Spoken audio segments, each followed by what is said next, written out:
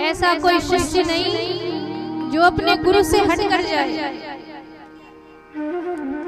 सारे शिष्य वैसे ही होते हैं जैसे उनके गुरुदेव होते हैं। तो सबसे पहले उग्रश्रवा सूत जी महाराज ने अपने गुरुवर श्री शुकदेव मुनि महाराज के प्राकट्य की कथा कहनी प्रारंभ करी। सूत जी महाराज कहते हैं कि एक समय की बात है, ब्रह्म समाज में, ब्रह्मलोक में ब्रह्म समाज बैठा। अब चूंकि समाज कहाँ बैठा? ब्रह्मलोक में। अध्यक्षता कौन करेंगे? ब्रह्मदेव करेंगे। पूरा समाज बैठा हुआ है। समाज में बात होती कि सबसे बहुमूल्य वस्तु क्या होती है। आप सब भी थोड़ा थोड़ा प्रयास कर सकते हैं। सबसे बहुमूल्य वस्तु क्या होती है? किसी ने कहा धन होता है। सबसे बहुमूल्य धन होता है। आप लोग भी ऐसे कह रहे हो। बहुमूल्य धन कैसे हुआ? बहुमूल्य उसे कहा जाता है जो किसी किसी के पास पाया जाता है। पर यहाँ जितने बैठे हैं, थोड़ा या ज्यादा धन तो सबके पास है। तो जो सबके पास है वो बहुमूल्य नहीं होता। समाज में बात उठी स्वर्ण भी बड़ा बहुमूल्य है। वो भी सबके पास पाया जाता है, थोड़ा या ज्यादा, लेकिन पाया तो सबके पास जाता है। कुछ ने कहा रत्न, कुछ ने कहा संपत्ति, पर सारी बात काट दी गई। सबके पास है।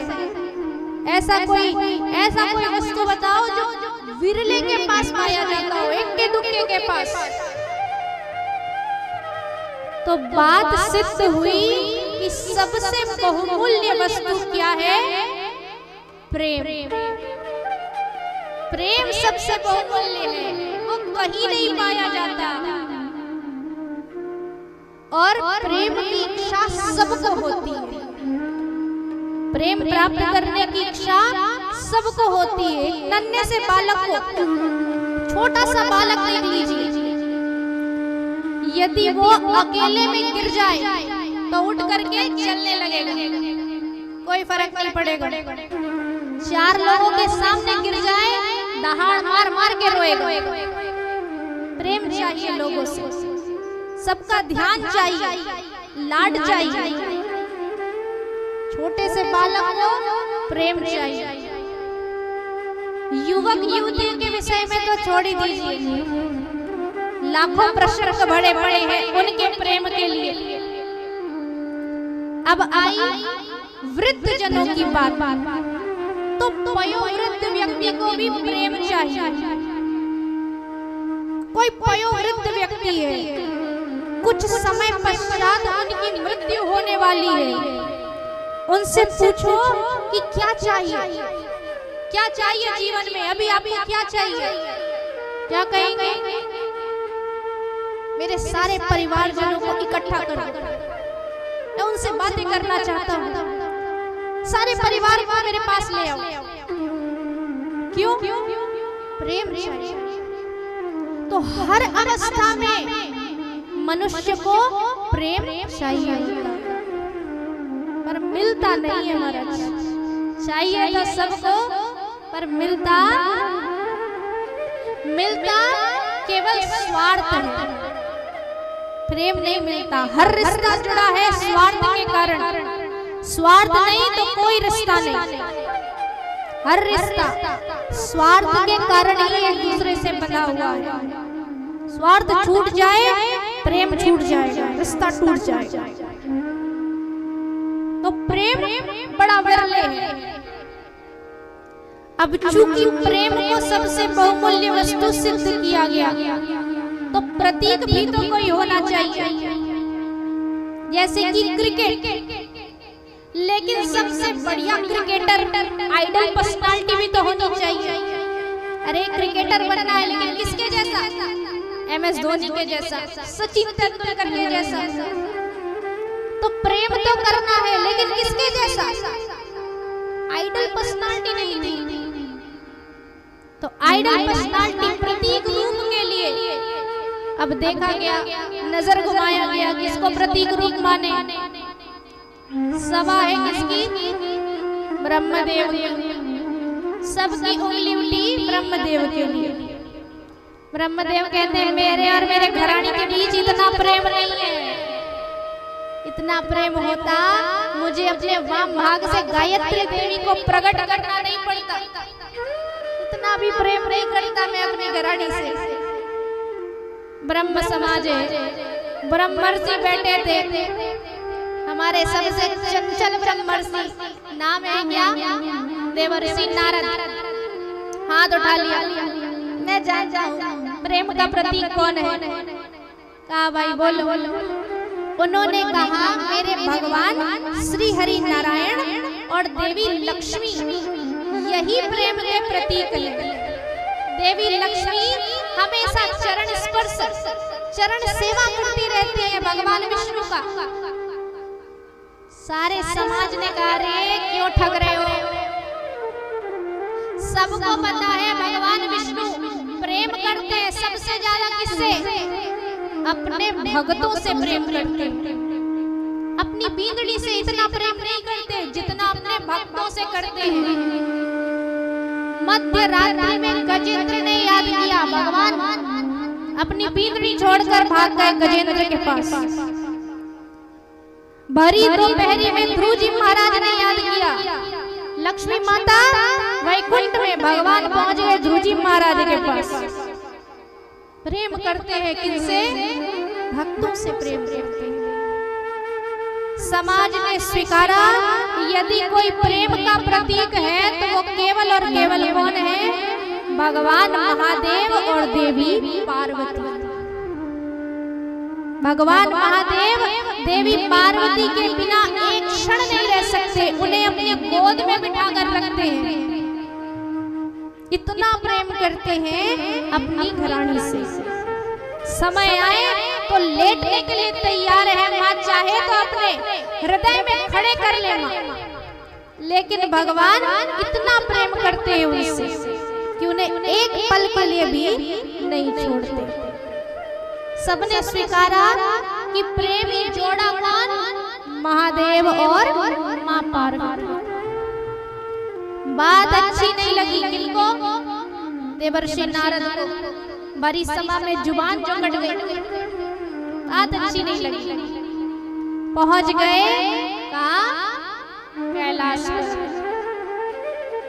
कैलाश पर्वत पहुंच गए। सूत जी महाराज कहते हैं कि नारद आए कैलाश में, कही गौरा से बात, शिव जी गए भ्रमण में लोके, यहाँ नहीं है आज। कैलाश पर्वत पहुंच गए। माता पार्वती कहती है अरे आप, माता पार्वती कहती है आप यहाँ? देवर्षि नारद कहते भगवान नहीं है। कैलाश पर्वत बड़ा सुना सुना लग रहा से, भगवान नहीं है। माता कहती है भ्रमण के लिए काशी जा रखे हैं, कोई कार्य है तो मुझे बतला दीजिए, जब बाबा आएंगे मैं उन्हें बतला दूंगी। देवर्षि नारद कहते हैं बड़ा व्यक्तिगत बात है, पर्सनल बात है भाई, ऐसे नहीं बतला सकते। मैं तो महादेव जी से ही कहूंगा, आपसे नहीं कह सकता, बड़ा व्यक्तिगत बात है ये। माता पार्वती कहती है ऐसा क्या व्यक्तिगत बात है? आपके बाबा मुझसे एक बात नहीं छिपाते, अपना सारा व्यक्तिगत बात मुझसे बतलाते हैं। आपको जो कहना है मुझे कह दीजिए, मैं बतला दूं, क्यों नहीं। देवर्षि नारद कहते हैं प्रेम करते हैं आपसे। माता कहती इतना प्रेम करते हैं दूसरे से कर ही नहीं सकते, इतना प्रेम करते हैं मुझसे। तो बोलते जब प्रेम है तो प्रेम की थोड़ी परीक्षाएं भी ली जाए। प्रेम है, प्रेम की परीक्षाएं भी ली जाए। माता पार्वती से प्रश्न कर रहे हैं देवर्षि नारद कहते हैं कि उचित समय पा करके फोड़ी भांड देव ने आज मुंडों की माला का गौरा आप बताओ राज। प्रेम करते हैं तो प्रश्न का उत्तर दीजिए कि बाबा भोलेनाथ मुंडों की माला क्यों धारण करते हैं? माता पार्वती मौन मुंडों की माला क्यों धारण करते हैं? भस्म क्यों लगाते हैं? नाग क्यों लपेटते हैं? बिच्छू को लटकाते हैं? ये कोई प्रश्न है? अरे अच्छा प्रश्न करो, तथ्यपूर्ण प्रश्न करो जिसका उत्तर देने में मुझे भी आनंद आए। देवर्षि नारद कहते देखो भाई उत्तर नहीं आ रहा इसलिए बाद में घुमाओ, एक बार तो फेल हो गई। दूसरा प्रश्न कहते हैं कि बतलाइए अमर कथा की कोई कथा बतलाइए। माता पार्वती फिर से मौन। ये क्या है? मैंने तो आज तक नहीं सुना। अमर कथा है क्या? मुझे तो बाबा ने कभी इसके विषय में नहीं बतलाया। क्या है ये अमर कथा?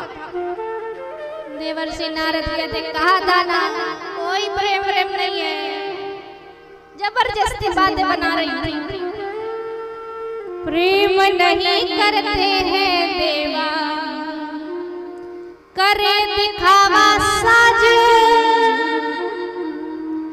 वरना अमर कथा तो सुनती गौरा सबसे पहले आप। प्रेम रहता तो सबसे पहले अमर कथा आप सुनती। कोई प्रेम नहीं है। अब जो काम करने आए थे देवर्षि नारद वो करके आगे निकल चले। बाबा घर लौट के आते हैं, किवाड़ खटखटा रहे हैं। आज किवाड़ पे कोई नहीं आया, किवाड़ स्वयं खुला। बाबा भोलेनाथ अंदर प्रवेश करे, देखा पूरा घर अस्त व्यस्त, एक भी साज सजावट नहीं। भोलेनाथ जी कहते हैं आज तो कुछ गड़बड़ लाग रहा है, हमारा कुछ तो गड़बड़ है आज। प्रवेश करते हैं, देवी पार्वती से कहते हैं देवी कैसी है आप? स्वास्थ्य बढ़िया? माता कहती ठीक ठाक तो दिख रही हूँ। बुरी लग रही सी? अच्छी नहीं लग रही आपको? भोलेनाथ कहते नहीं बढ़िया लग रही। समझ गए कुछ तो हुआ है, लेकिन पता नहीं चल रहा है कि हुआ क्या है। बात बढ़ाने के लिए कहते हैं अरे जब अच्छी है, स्वस्थ है, बढ़िया भी लग रही है तो मेरे लिए भांग नहीं आया अभी तक। ऐसे तो दरवाजे पे आता था कि भांग का लोटा लिए सामने, भांग नहीं आया। माता कहती है बड़े बेटे के लिए खीर पकाऊं, छोटे बेटे के लिए लड्डू बनाऊं, थारे वास्ते भांग घोटूं। जय सब कराने के लिए ब्याह करके लाए थे क्या? इतना ही कराने के लिए ब्याह कराए थे? माता का गुस्सा आज सातवें आसमान पर। भोलेनाथ जी कहते हैं देवी इतना काहे रुष्ट हो रही है? अब ये जो माता पार्वती और भोलेनाथ इन दोनों का जो सुंदर जो हास्य विनोद से युक्त नोक जोक है, इसे हम भजन के माध्यम से श्रवण करेंगे। आइए मीठी मीठी तालियों के साथ एक सुंदर भजन, तत्पश्चात सुखदेव मुनि महाराज के चरित्र में प्रवेश करेंगे। बोलिए श्री गणगौर महाराज।